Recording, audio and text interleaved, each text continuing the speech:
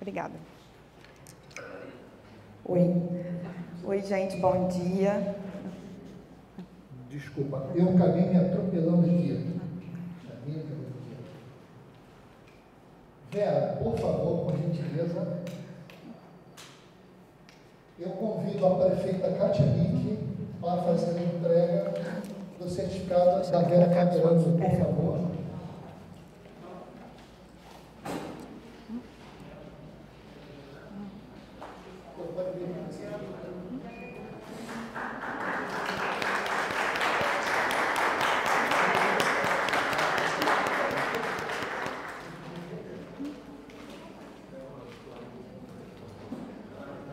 Obrigado, prefeita. Obrigado, Vera. Jéssica, a palavra é sua. Muito obrigada.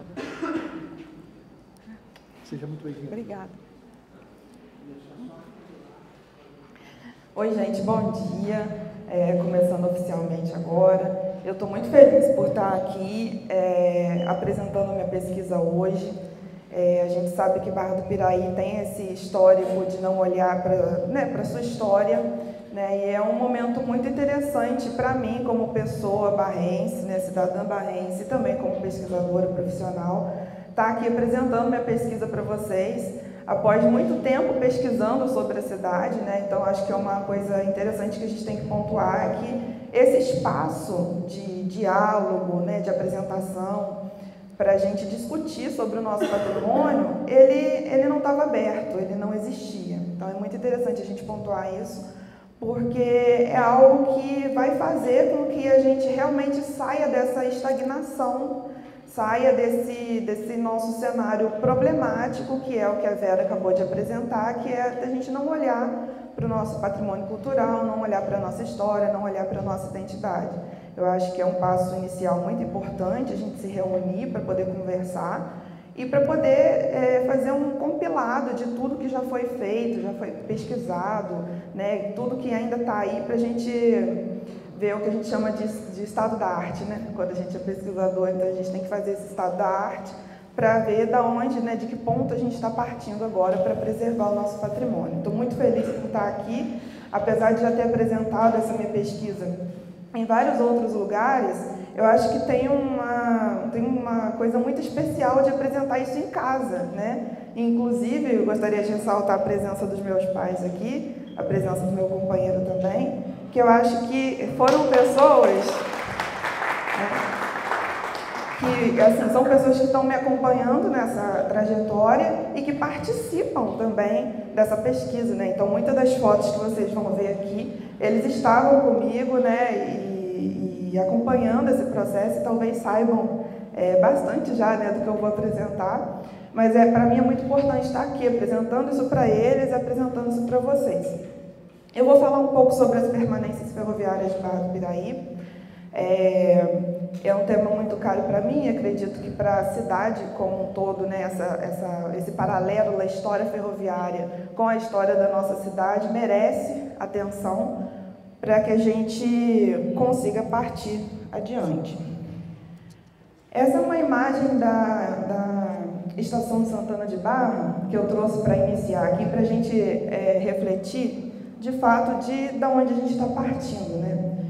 A gente tem hoje algumas construções que são preservadas, algumas construções que estão sendo pensadas, um outro cenário para elas, mas o que essa foto representa é um cenário, digamos assim, mais geral que a gente tem, né? Então a gente tem ali, ó, no interior da estação, uma porta, inclusive nesse dia meu pai estava lá comigo, né? Ele deve lembrar.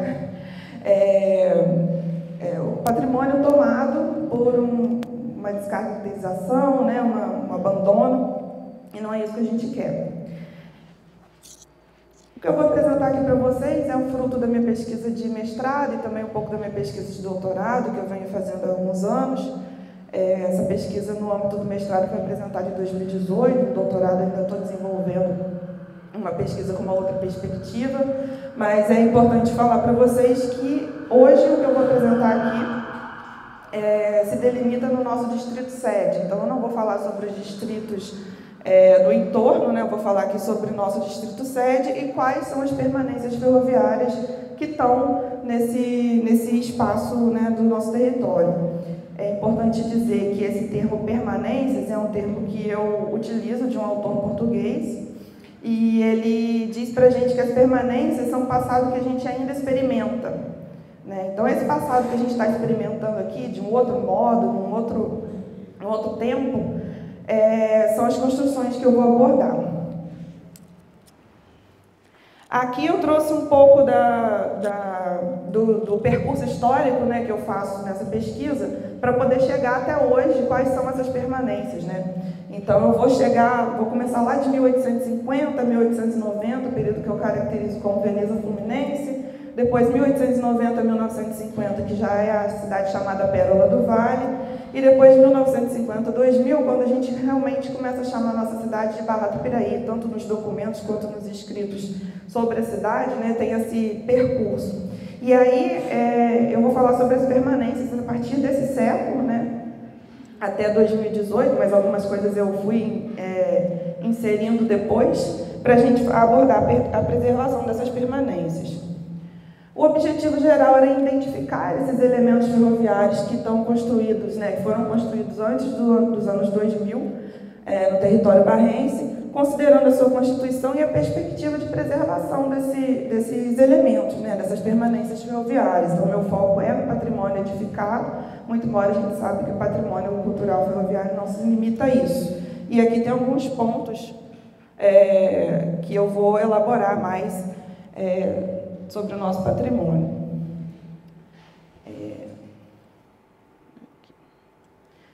Então, como justificativa, né, os elementos ferroviários em Barra do Piraí, eles representam um ponto muito importante, tanto para a nossa história do município, mas para a história do estado, para a história da região e até do nosso país, né? Nós temos aqui um princípio de várias coisas da história ferroviária que tem, né, um paralelo com a história do Brasil. Tem também que a arquitetura e o urbanismo, nesse recorte estudado, eles estão profundamente relacionados com a história ferroviária, com a presença da ferrovia, né? Então, o nosso espaço, nosso tecido urbano, ele foi sendo construído ao redor e às margens dos trilhos, né, dos trens e das estações, oficinas, etc. E também existe uma lacuna, né? Na época que eu comecei a fazer essa pesquisa, eu notei que existia uma lacuna no estudo e na preservação desses elementos, né? De ações diretamente direcionadas para a conservação desse patrimônio edificado. Aqui eu tenho o sumário da minha dissertação, e aí eu destaquei aqui como foco, né? Então vou focar aqui nesse terceiro capítulo para poder apresentar para vocês. E depois eu vou passar aqui um QR Code, um link para quem quiser ter acesso à pesquisa completa. Eu parto de uma reflexão, que é desse autor, Marshall Bergman, que ele vai dizer, né, retararam à modernidade uma série de componentes isolados: industrialização, construção, urbanização, desenvolvimento de mercados e formação de elite, e resistem a qualquer tentativa de integrá-los em um todo. Mas, se a gente for ver, todos esses elementos estão relacionados à construção das ferrovias, né, à implementação da infraestrutura ferroviária e de todo esse complexo ferroviário que a ferrovia vai trazendo para as cidades onde ela é implementada, né, já lá no século XIX. Então, falando um pouco sobre essa história, né, ela, em 1855, teve a aprovação na Corte do Decreto 1599, que falava sobre, aprovava, né, os estatutos da Companhia da Estrada de Ferro Dom Pedro II, que é a companhia que veio primeiramente para a nossa cidade. E aí o estatuto estipulava que o assentamento dos trilhos deveria transpor a Serra do Mar e, em um local adequado, né, um espaço existente entre o Rio Paraíba e a Serra do Mar, deveria fragmentar-se em 2 ramais, dirigindo-se então ao estado de São Paulo e ao estado de Minas Gerais. E aí, devido à nossa posição estratégica, né, não só geograficamente, mas politicamente, Barra do Piraí foi escolhida para poder situar essa bifurcação. Então, a relação intrínseca entre a ferrovia e a constituição da cidade já era inaugurada desde antes da inauguração dos trilhos, né? Já que os ferroviários naquela época, e aí a gente tem documentos e literatura falando sobre isso, eles se organizavam de maneira autônoma, era uma outra forma de ver o mercado de trabalho, era uma outra forma de vivenciar o trabalho na ferrovia. Então, eles se organizavam politicamente de maneira autônoma, e em cada cidade elegiam algumas lideranças que organizavam os movimentos grevistas. Esse é um ponto importante para a Barra do Piraí, porque a notícia do primeiro movimento grevista na construção das ferrovias aconteceu aqui em Barra do Piraí, na construção de um túnel, que é um túnel ali perto do Carbocálcio. Depois eu vou mostrar uma foto dele para vocês. Então, tem aqui, né, o movimento grevista dos ferroviários ocorreu na Estrada de Ferro Dom Pedro II, em 1863, dos operários que trabalhavam na construção dessa ferrovia em Barra do Piraí. Foi de tal amplitude que o governo foi obrigado a enviar a essa cidade um reforço de 400 soldados da Guarda Nacional. Aqui, então, né, como a Vera já me facilitou bastante, falando sobre a história, né, da nossa cidade, que tem a ver com a história da ferrovia, eu vou passar um pouco mais rápido. Em 1864, a gente teve a inauguração da segunda seção da Estrada de Ferro Dom Pedro II, essa imagem aí que vocês já viram na apresentação da Vera, né, e com isso, as estações de Santana de Barra e a estação central de Barra do Piraí, além do túnel 14, que foi aquele que houve essa greve, né, e a ponte dos Andradas, que é essa daqui, eles foram inaugurados, então, nesse trecho, né, nessa seção. Depois, em 1865, foi inaugurado, então, foi dado início à construção da terceira seção da Estrada de Ferro, e aí foi inaugurada essa ponte aqui, ó, que é a ponte da Barra, aquela ponte que passa ali, que foi construída agora, né, uma outra intervenção ao lado dela, que tinha essa arquitetura aqui, né, tinha essa engenharia a princípio. Hoje em dia a gente consegue ver só essa parte, né, e essa outra parte aqui nas cabeceiras da ponte, mas ela tinha uma outra leitura, né? Então, a partir da implementação da ferrovia, por Barra do Piraí passaria a desfilar toda uma cultura de milhões de arroba de café, essas fazendas que iam descendo, né, e esse café ia para exportação. Barra do Piraí ali já estava se tornando uma cidade, um ponto muito importante para esse mercado, né, que era o mercado do café, o mercado agrícola. E aí começou a surgir uma outra mentalidade, um outro tipo de cultura para a nossa cidade, que vai influenciar fortemente a constituição do nosso município. Aqui a gente tem uma imagem, que é uma imagem, foi feita uma planta topográfica da povoação de Barra do Piraí em 1869. Aqui já dá para ver a ferrovia chegando ao lado do rio Piraí. Então aqui a gente está vendo no sentido de ali Santanésia, né? Aí passa aqui Muqueca, aqui a gente tem a bifurcação, que é ali onde é o nosso entroncamento. E para cá, atravessando o rio Piraí, tem o ramal que vai para Minas, e para cá tem o ramal que vai para São Paulo. Em 1871, houve a abertura, então, de fato, do ramal de São Paulo, que contava apenas com uma parada além da estação do centro, naquela época. Em 1881, foi inaugurada a primeira seção da Estrada de Ferro Santa Isabel do Rio Preto, que a Vera já comentou aqui, entre o povoado de Barra do Piraí e Ipiabas, então, num outro sentido, né? Em 1886, é importante pontuar a inauguração do Engenho Central, que a Vera também já falou.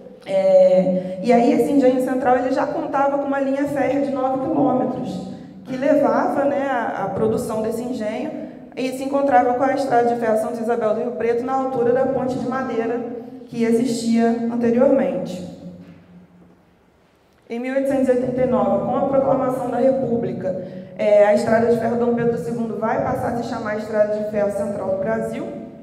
E nesse mesmo ano, a Santa Isabel do Rio Preto ela foi incorporada pela Viação Férrea Sapucaí. Em 1890, então, a gente tem a emancipação do nosso município, que foi o primeiro emancipado da República, e inclusive no Manifesto dos Autonomistas tem um paralelo muito grande também com essa nova Constituição, essa nova cultura mais autônoma que se vinha, que chegava com a ferrovia, né? Uma nova mentalidade. E nessa época a Barra do Piraí já vai se consolidar como um centro agrícola, comercial e de negócios do sul do estado do Rio de Janeiro.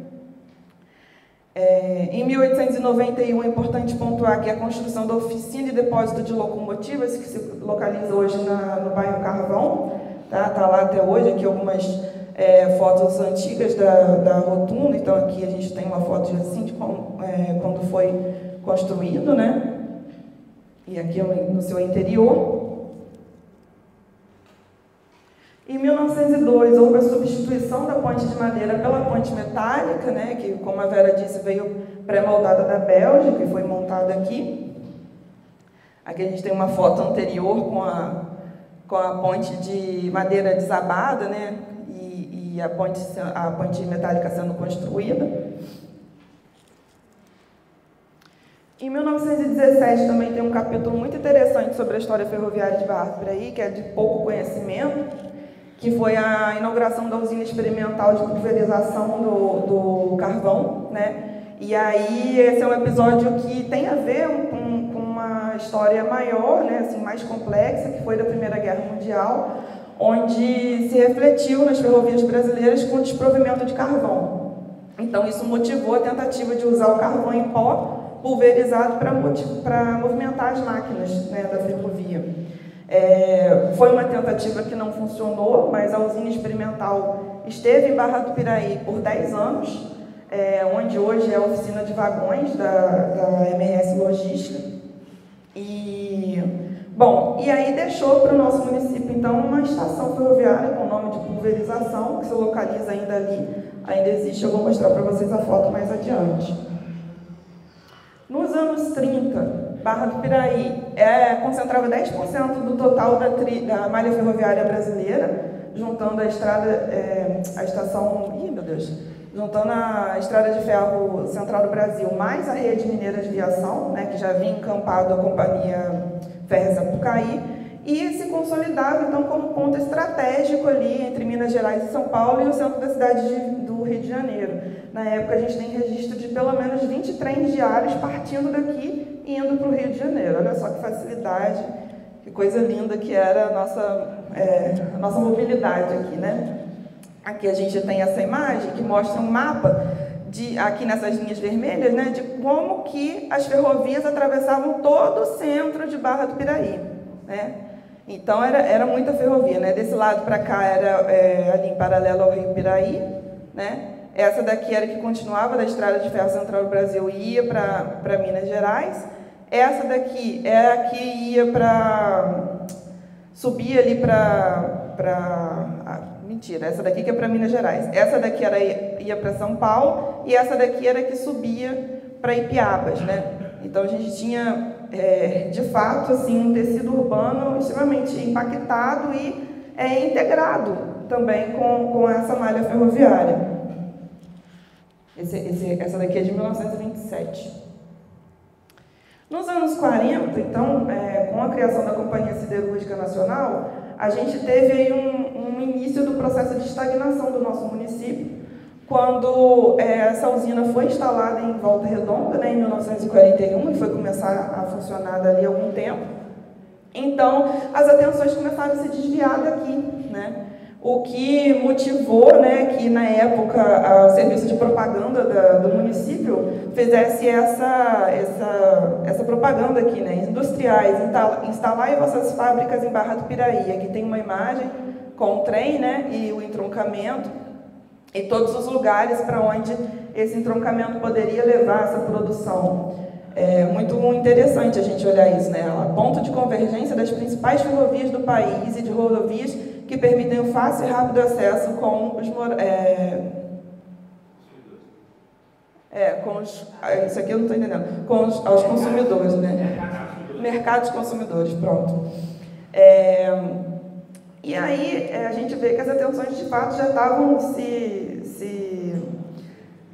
dissipando de Barra do Piraí, né? E mesmo em 1949, com a inauguração da eletrificação do trecho da ferrovia, que cortava aqui Barra do Piraí, e a inauguração da subestação, que é aquela onde funciona ali no entroncamento, né? Atrás da rodoviária. Isso, atrás da rodoviária ali. Mesmo com isso, a questão da ferrovia em Barra do Piraí começou a ser decadente nessa época.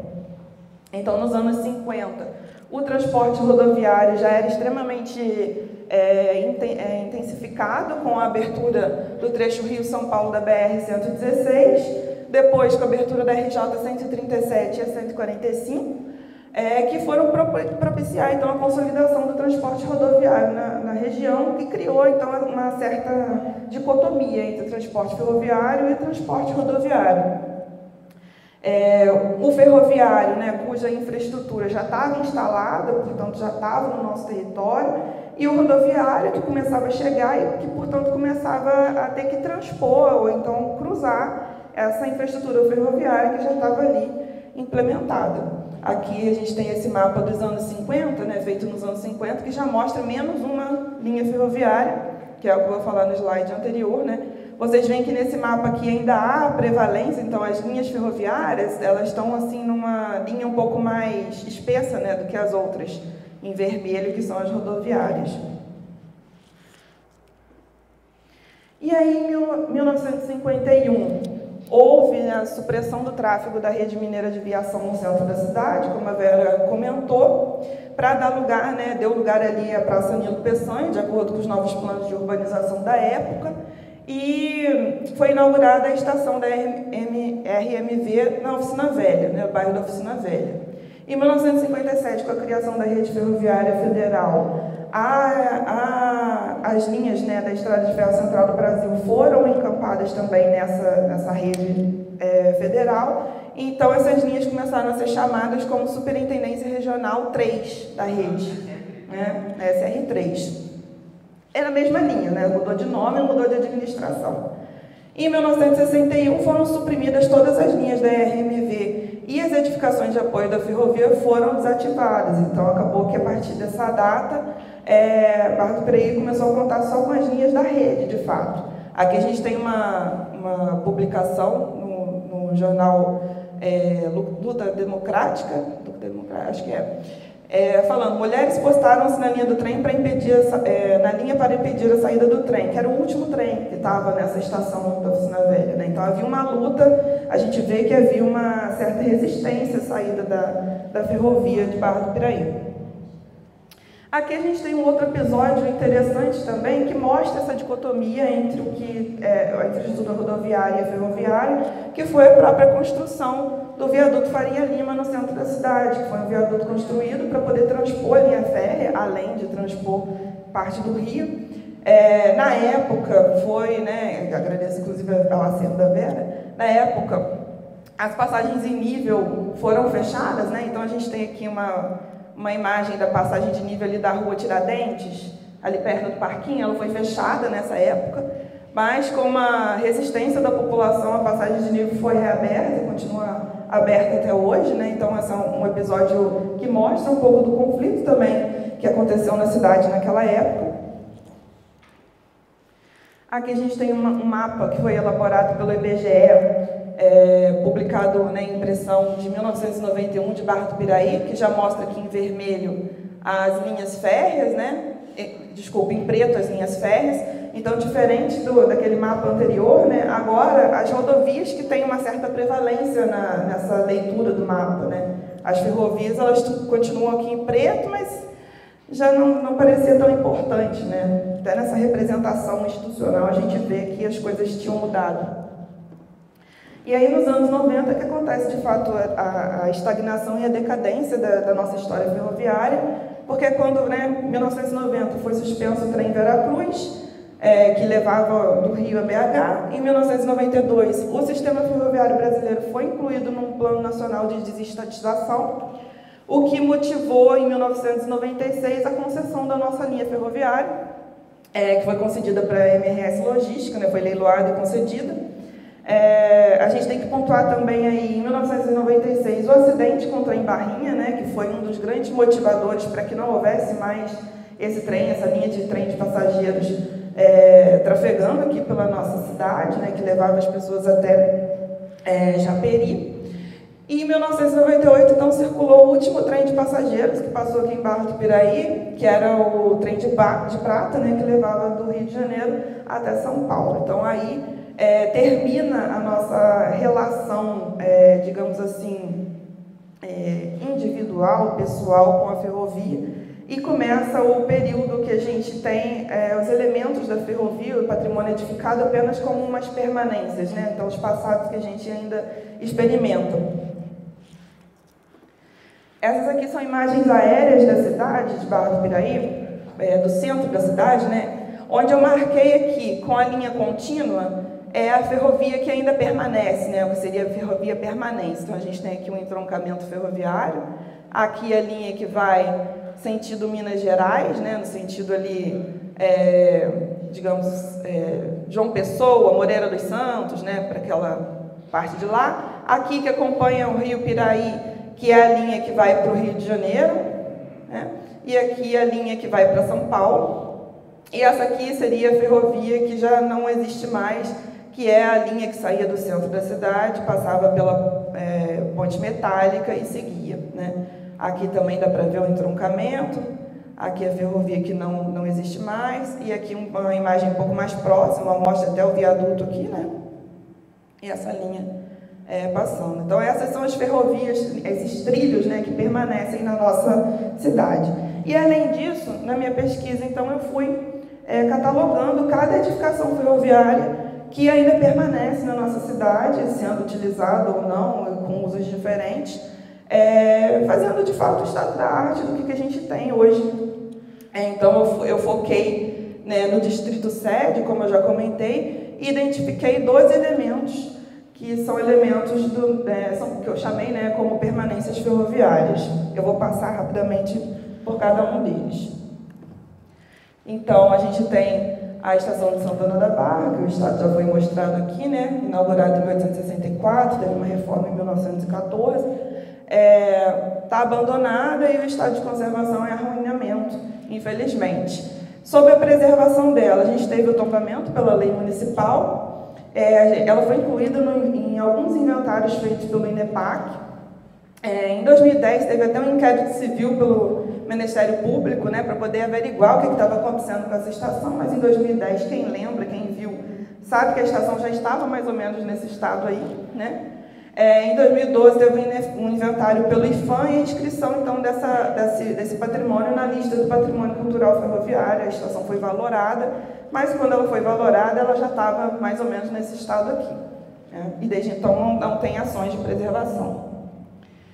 Depois tem essa casa, ao lado dessa estação, ela passou pelo mesmo processo de inventário, né? Então, a última reforma que ela teve foi em 2017, o atual uso dela é de residência, assim como ela foi projetada para ser. E, bom, apesar do estado de conservação dela ser considerado bom, né, em termos da edificação em si, ela foi muito descaracterizada, né? Ela era a casa do chefe da estação. Em relação à preservação dela, ela foi inventariada pelo INEPAC, foi inventariada pelo IFAM também e foi inscrita nessa mesma lista do Patrimônio Cultural Ferroviário Nacional, mas desde então não tem nenhuma outra ação de preservação. Aí tem um túnel que eu falei, né, onde houve a primeira greve dos ferroviários no país. Esse túnel se localiza mais ou menos aqui, olha. Então, estou começando daqui, né? Aqui tem a estação e a casa, aqui tem a Ponte dos Andradas e o túnel 14. Foi inaugurado em 1864, teve uma reforma em 1814, onde ele muito provavelmente foi duplicado, né? Houve a duplicação da linha. O estado de conservação é bom, é utilizado pela ferrovia e tem ações periódicas de manutenção. Depois, a gente tem a Ponte dos Andradas em si, que era uma ponte belíssima, né? A Cerro da Vera, inclusive, também tem fotos antigas dessa ponte. Infelizmente, o estado de conservação dela é regular, ela serve ainda para passagem da ferrovia, foi construída uma ponte para pedestres logo ao lado dela. Aqui, nessa imagem, tem uma placa que é bastante antiga, da época da inauguração dessa ponte, que falava a quilometragem da ferrovia. Essa placa, né, está praticamente, até furada, está praticamente arruinada também. E o estado da ponte, a antiga arquitetura dela, você só consegue ver descendo mesmo na cabeceira da ponte, olhando por baixo. Por cima você não consegue ver mais nada. Era uma ponte belíssima, inclusive muito parecida com a ponte que a gente tem no centro da cidade, mesmo estilo arquitetônico. A gente tem o depósito e a oficina de locomotivas, né, que foi inaugurado em 1891, passou por reforma entre os anos 50 e 60. O estado de conservação irregular foi muito descaracterizado, tem muitas edificações anexas, né, então você nem consegue ver direito a fachada do edifício, a arquitetura, né, do edifício. Inclusive, tem algumas pesquisas que mostram que Barra do Piraí é um dos únicos locais que tem ainda no Brasil esse tipo de construção, né, de rotunda. Eles viram a máquina lá dentro. Sim, sim. Em São João del Rei também tem um. Em São João del Rei também tem um. Então, assim, de todas as que foram construídas, apenas 8 ainda têm seu estado de conservação, digamos assim, preservado, né, a ponto de você conseguir recuperar, resgatar do país inteiro. Olha só o patrimônio que a gente tem aqui, a gente não está, né, dando valor. A gente tem também essa caixa d'água, que é anexa lá à oficina e depósito de locomotivas. Ela atualmente está abandonada, né, mas servia para poder resfriar e abastecer as locomotivas que por ali passavam, em estado de arruinamento, muito próximo aqui, né? A gente já está aqui no bairro do Carvão. Não sei se eu É do lado da Rodana. Do lado da rotunda. É do lado da rotunda. Não está sendo usada, mas também não está sendo preservada, né? E é algo belíssimo, uma caixa d'água desse tamanho aqui é encontrada em poucos lugares também. Deveria ter sido preservada. Ela foi feita junto com a rotunda em 1891. Eu não sei de onde se foi trazida já para ser montada. Um Aníbal, não sei se é inglesa ou alemã. Eu não vou saber te dizer. Está perdida lá. Mas tem algumas inscrições, o problema é que não dá para ler. Pois é. Bom, aí a gente tem a nossa estação ferroviária, que foi inaugurada em 1864, passou por várias reformas ao longo da sua existência, estava abandonada até recentemente, né? Foi desativada em 1996, desde então ficou um tempo abandonado, mas foi reformada, acho que tem no outro slide. Pronto, aqui, em termos de preservação, né? Ela é tombada pelo município, foi inventariada em várias ocasiões pelo INEPAC, teve um inventário do IFAM também, então ela foi incluída na lista do patrimônio ferroviário, teve inquérito civil público na época, em 2011, pelo estado de abandono que ela estava, né? Entre 2015 e 2017, a gente teve algumas ações culturais que foram feitas na estação, que motivaram alguns reparos, algum tipo de manutenção para que elas pudessem acontecer. Em 2018, a gente teve uma proposta feita pelo IDEC, acho que é importante pontuar a participação do IDEC no processo, para o projeto do restauro do prédio, e aí a concessionária da malha ferroviária resolveu patrocinar, financiar o projeto através da Lei Rouanet. Então, entre 2020 e 2022, a estação passou pela recuperação, né? O prédio foi recuperado, e em 2022 foi reinaugurado. Hoje em dia funciona como um centro cultural. Tem também os galpões que estão anexos à estação, então logo atrás da estação tem esses galpões que também eram utilizados pela ferrovia. Eles atualmente estão desocupados. Há alguns anos atrás havia uma iniciativa do próprio IDEC, né, de montar ali um museu com peças da ferrovia. Então a proposta, né, é de ocupação com atividades culturais, e a gente tem essa perspectiva no município hoje. As duas últimas fotos ali é de criança, sabe? 2018. Essas últimas aqui. Que eles tinham montado uma espécie de museu ferroviário ali, com várias fotos. Tá? Foi até interessante a iniciativa, mas na época, como a estação ainda estava deteriorada, era difícil você chegar, entrar e tudo mais, abrir ao público, mas era uma iniciativa muito, muito legal. Bom, tem a subestação, né, que foi inaugurada em 1949 e foi desativada em 1996 também. O atual uso é o setor administrativo e de eletrotécnica da concessionária. O estado de conservação é regular e o estilo Art Deco dela foi recentemente descaracterizado, então não sei se vocês perceberam, mas ele era assim, né, com revestimento de pó de pedra, e atualmente ele está assim, então pintaram de branco a fachada, enfim. É uma ação de, muito provavelmente, alguém que não conhece o estilo arquitetônico e que, portanto, resolveu revestir, né? Mas tem ações periódicas de manutenção, está lá em pé até hoje, digamos que seja reversível essa última ação que foi feita. A gente tem a questão do relógio, né, que já foi falado aqui, que o relógio é um bem integrado, né?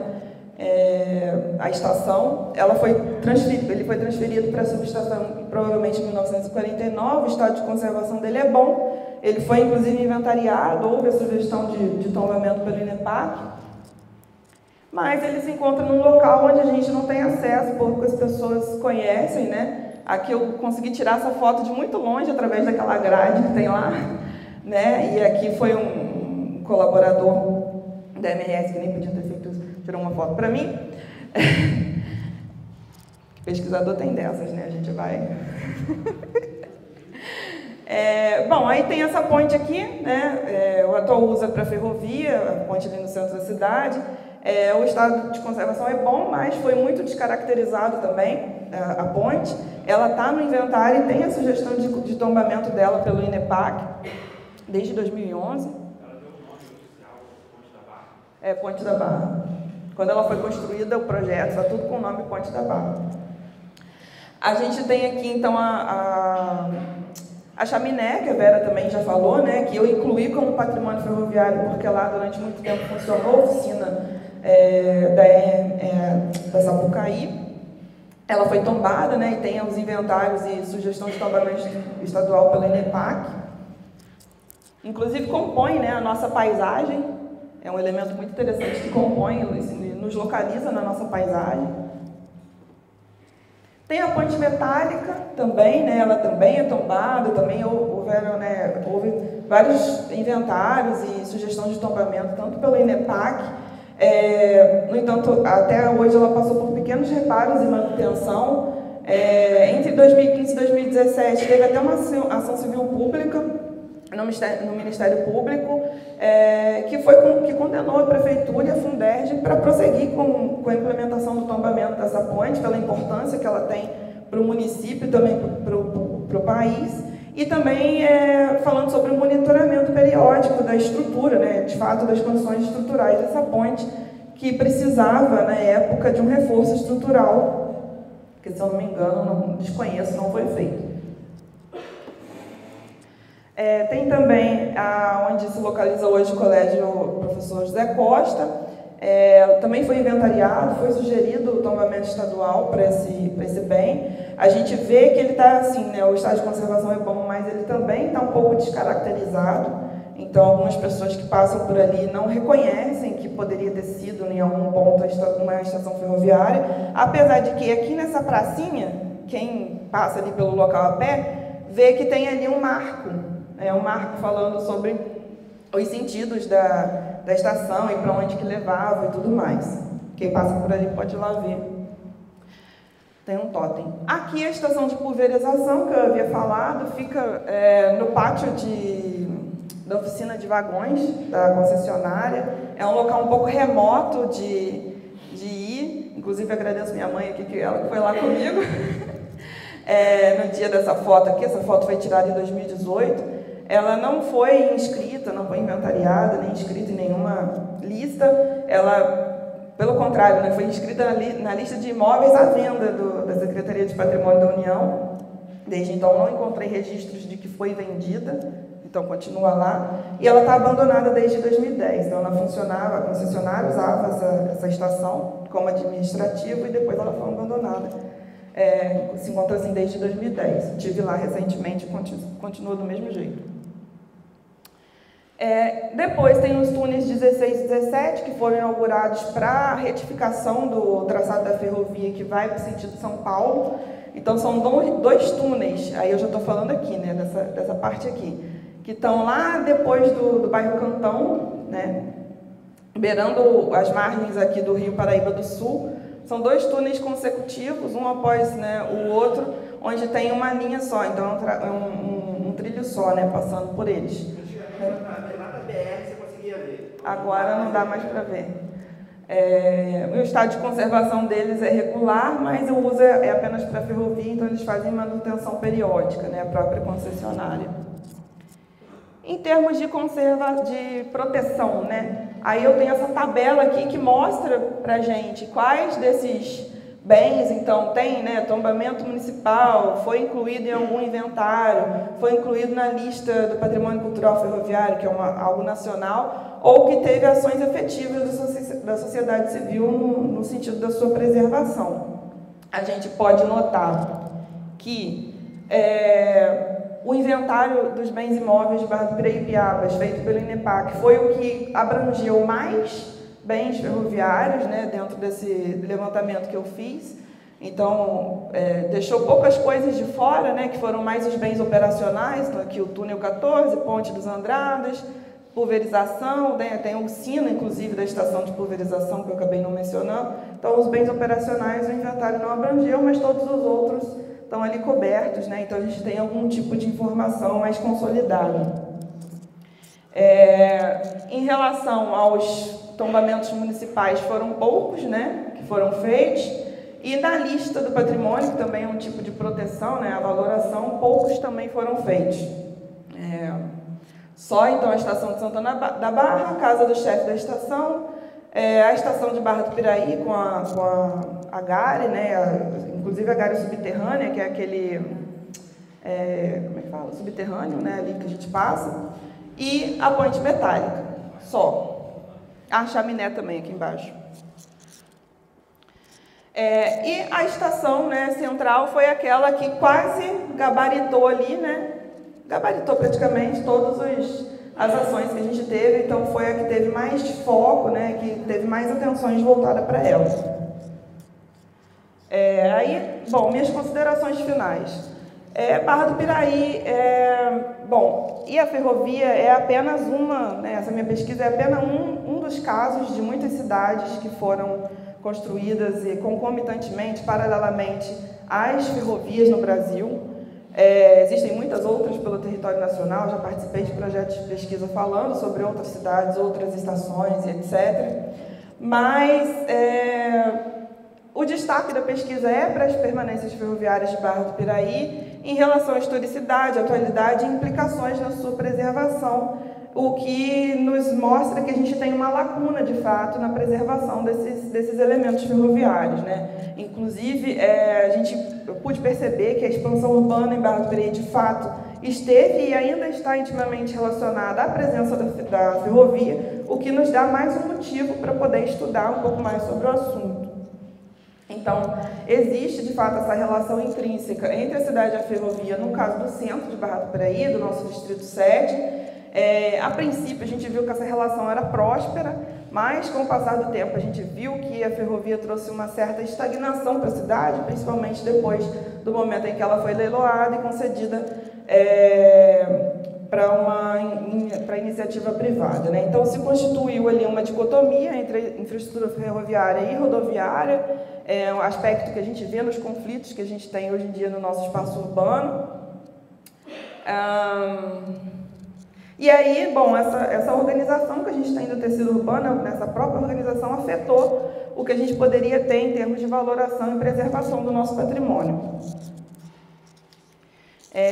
O que eu percebi na minha pesquisa, eu tinha uma abordagem que era previamente, né, tinha objetivos de ser descritiva, né, de catalogar e documentar esse patrimônio ferroviário, mas com o tempo o meu discurso acabou se tornando uma espécie de denúncia, né? Então, ao passo que eu vou descrevendo, eu vou denunciando várias coisas que estão acontecendo com o nosso patrimônio, coisas que estão sendo abandonadas, descaracterizadas e tudo mais.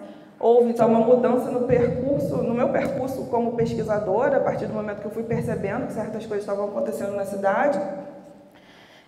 No que se refere ao processo de valoração e proteção desse patrimônio, a gente vê que existe uma dificuldade a nível de proteção legal mesmo desse patrimônio, então uma dificuldade de entraves da própria legislação que a gente tem no município, envolvendo, né, falta de critérios para poder fazer essa valoração e essa proteção legal, e também a falta de ações diretas visando a conservação desse patrimônio edificado, né, de fato.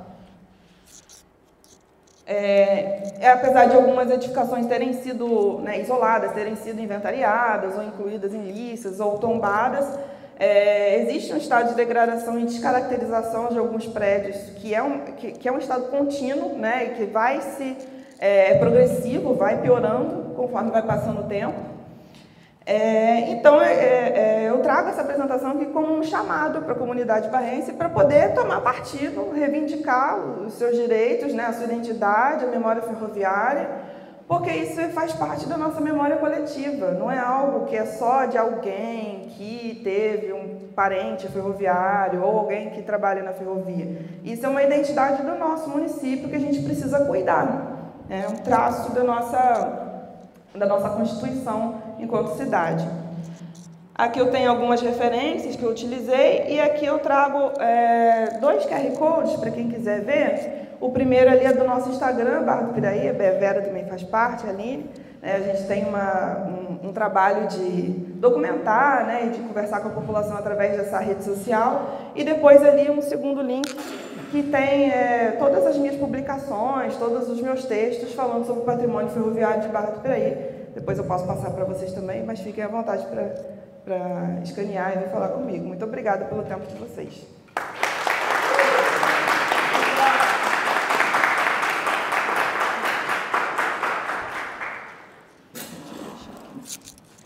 Complementando a fala da Jéssica, a belíssima apresentação dela aqui, essa questão de preservação, a gente sente muito nessa questão da ferrovia, né?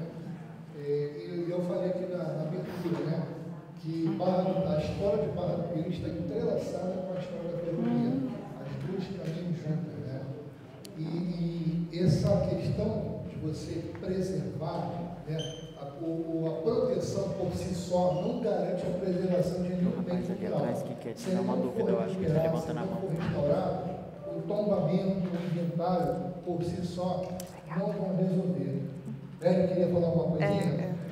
Eu queria dar parabéns pelo trabalho da Jéssica, fantástico. Eu queria, talvez, lembrar ou chamar a atenção, ou percepção minha, ou se tem que eu soubesse falar. Enfim, atrás da estação de Santa Barra, tem pelo menos 2 prédios interessantes. O mercado. Que é um prédio de 1930, que é o estilo, acho que é eclético, né? E do lado tem um prédio que seguramente é do século XIX, que está meio desabando. E eu tive ali questionando, dizendo que foi um antigo hotel, quer dizer, um hotel relacionado à ferrovia ali atrás, um conjuntozinho.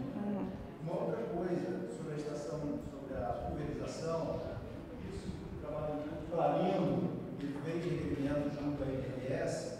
Ali na pulverização existiam 2 guindastes do século XIX, começo do século XX, a vapor, chegaram a ser tombados pelo município de Barra e sumiu. Você sabe disso, né? Você chamou a INRS e não teve nenhuma resposta sobre isso. Eu não incluí, inclusive, porque eu não achei informações. Oi? Eu não achei informações sobre esses guindastes, aí eu não incluí na pesquisa, porque eu não sabia nem né, onde é que estava. Alguém fez referência, um deles ainda estaria lá, né? O segundo estaria indo para Santa Isabel, Rio Preto, para lá da Cacia, que seriam os guindastes tombados de Barra do Piraí. Enfim, não sei se é o mesmo guindaste. Mas enfim, são só esses trabalhos que propiciam esse tipo de descoberta ou de discussão, de conjunto de informações. Obrigada. Jéssica, o microfone aqui, tá? Obrigada. Na época que o Hélio ele apontou esse problema e nos pediu ajuda, hoje ele já faz parte do IAPAC, né? Nosso grande parceiro. Nós imediatamente entramos em contato com o ofício do IAPAC junto à MRS em São Paulo. Eles nunca retornaram, com nenhuma satisfação. E eu estou até, está lá na pousada, lá na Fazenda Ribeirão, a documentação, a própria documentação nossa, eu esqueci de trazer, eu ia conversar com ele novamente. Nós vamos retomar esse caso aqui e vamos insistir com a MRS, porque eles não nos deram resposta, nós temos documentos comprovando que nós pedimos informações, não é questionar, mas é tentar uma salvaguarda desse material, já que está incluído na responsabilidade da MRS, então fazer alguma coisa de recuperar isso e trazer para a Barra do Piraí. É um patrimônio que também faz parte da história do município. Nós vamos insistir com isso. Tá? Obrigada. Então, agradecer a Jéssica. Obrigada. Só tivesse tempo, porque você aborda algumas classificações de ações de salvaguarda do patrimônio. Inventário, tombamento e tal. Tem como você fazer só uma diferença entre inventariar e tombar, o que isso é importante. Isso aí, por exemplo, que eu falei. Então, na verdade, o que acontece? O inventário, ele é uma porta de entrada para você, de fato, proteger legalmente um patrimônio edificado, né? Que no caso é o tombamento, né? Que a gente usa esse meio de proteção legal. Digamos assim, que um bem, para ser devidamente tombado, com critérios de valoração de fato relevantes, apropriados e coerentes, ele precisa ser previamente inventariado. Foi isso que aconteceu no inventário que o INEPAC fez. Então, o INEPAC fez uma série de levantamentos sobre vários bens de Barra do Piraí e, posteriormente, em seguida, né, no mesmo documento, eles sugerem o tombamento. Então, na verdade, o inventário ele não tem uma ação efetiva de proteção legal, mas ele é um caminho para que se haja o tombamento, no caso dos bens materiais, e o registro, no caso dos patrimônios imateriais. Segundo o Dr. Marcos Paulo de Souza Miranda, promotor de Justiça do Ministério de Minas Gerais, ele tem um trabalho muito bacana sobre inventários. E ele insiste que o inventário é um importante instrumento de preservação que, infelizmente, não é levado a sério pelos órgãos de patrimônio. E ele está no artigo 216 da Constituição Federal. Está lá, é um dos instrumentos importantes de preservação. É que tem que trabalhar muito nisso para ser levado a sério. Bom, quero convidar aqui o secretário de Cultura e... o prefeito quer falar?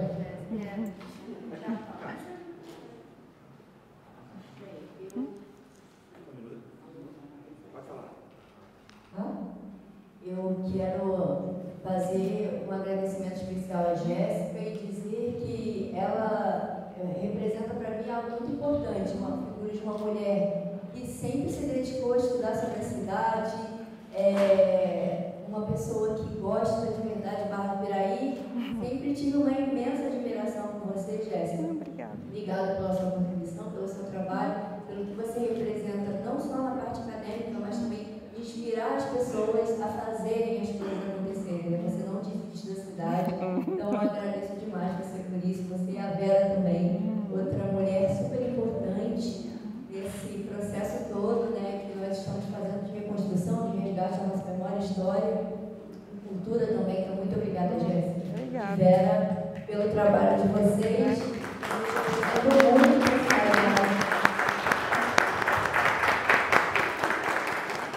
Imagina. também quero perguntar para ela sobre a estação no Lago de Santana de Barra. Qual é o principal impedimento que faz com que nós não conseguíssemos, numa tentativa que o próprio Paulo falou, e o que está criando obstáculo para que a gente consiga fazer um restauro ali nessa estação? Processo, me parece. Então, a estação de lá, bom, em termos de proteção legal, hoje em dia ela já não tem mais nenhuma proteção, porque ela foi destombada, né? Aquela estação, quando ela começou a ser inventariada e as atenções começaram a ser voltadas para ela já estava num estado de deterioração muito grande, já tinha aquela árvore lá, então aquela árvore que está lá, ela tem em torno aí de uns 25 anos, eu encontrei fotos de 2002, que aquela árvore já está lá, pequenininha, mas agora, né, já está enorme. Então, eu acho que desse processo todo, que ela foi protegida, depois ela foi desprotegida, foi inventariada e tudo mais, talvez o maior entrave para salvaguarda, digamos assim, daquela estação, seja o próprio fato de o município não ter encontrado um uso para dar para aquele local, né? Porque desde quando ela foi desativada, aquela área ali se tornou ainda mais estagnada, aquele bairro que já é um bairro mais afastado, né? Então, assim, dentro do âmbito do patrimônio, a gente fala que uma das maiores ações de preservação que a gente pode fazer por um bem é você destinar, de fato, um uso, né? Para que aquilo seja dinamizado, né? Obviamente não vai ser o mesmo uso que era anteriormente, mas como está acontecendo com a estação do centro da cidade agora, é um centro cultural. Então, acho que o principal obstáculo nem foi um obstáculo legal, um obstáculo de conhecimento das técnicas e de tudo que foi empregado arquitetonicamente falando naquela estação, mas foi, de fato, encontrar uma demanda para que aquele local que justificasse é a recuperação daquele local. Eu acho que esse é um dos principais motivos, né?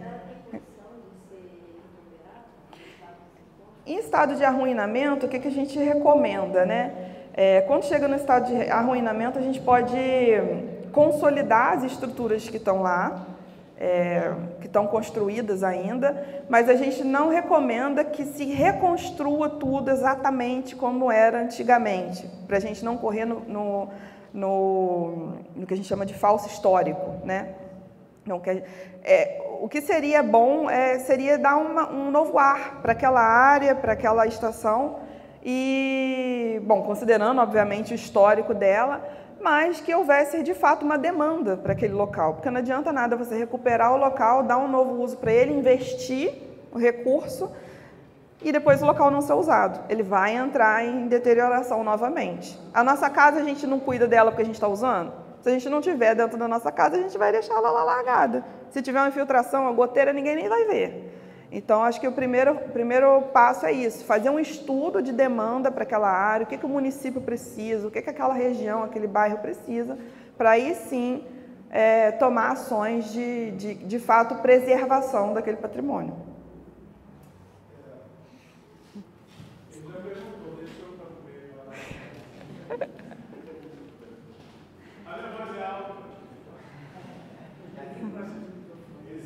Existe ainda um mito do bairro Oficina Velha, como você cuida do histórico e das questões de patrimônio, Bairro dos Ferroviários. seria o nome verdadeiro do bairro Oficina Velha.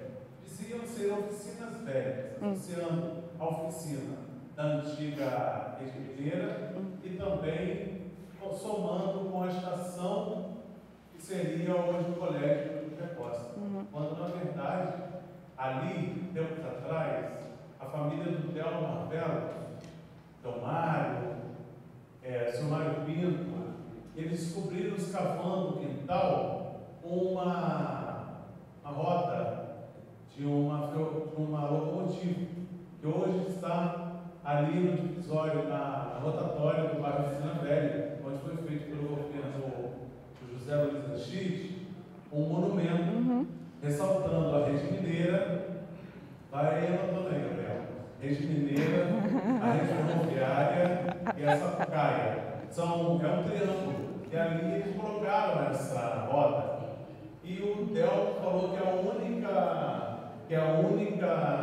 único registro, que na verdade a oficina velha não chama-se oficinas velhas. Tinha uma oficina só, onde hoje é a casa da mãe dele, da família dele. E que a oficina nova seria, conforme acho que a Vera mostrou, onde foi o Matadouro, ali onde hoje é o Fórum Novo do bairro. E seria a oficina nova. Que na verdade o nome das oficinas velhas, na verdade, é oficina velha. E poderia ter esse registro também na nossa capital de Barra do Piraí, para que você possa ter esse estudo mais à frente e trazer de volta o nome verdadeiro do bairro. Não oficinas, mas oficinas. E também dá um grande apoio aí já cabe também a iluminação cênica ao Colégio José Costa, se pudesse ter uma parceria privada ali, para ter uma iluminação diferenciada, que é um patrimônio histórico da nossa cidade, aquele prédio tão bonito que é hoje o Colégio José Costa. Existem registros de que o bairro Oficina Velha, na verdade, anteriormente se chamava Bairro dos Ferroviários. Então, ali tinha uma comunidade, se vocês olharem naquela rua que passa por baixo ali, né, várias casas que eram de estilos mais rebuscados, que eram a casa dos ferroviários. Então, o bairro tem essa longa história com a ferrovia, inclusive. Não sei se é só para informar que sobre a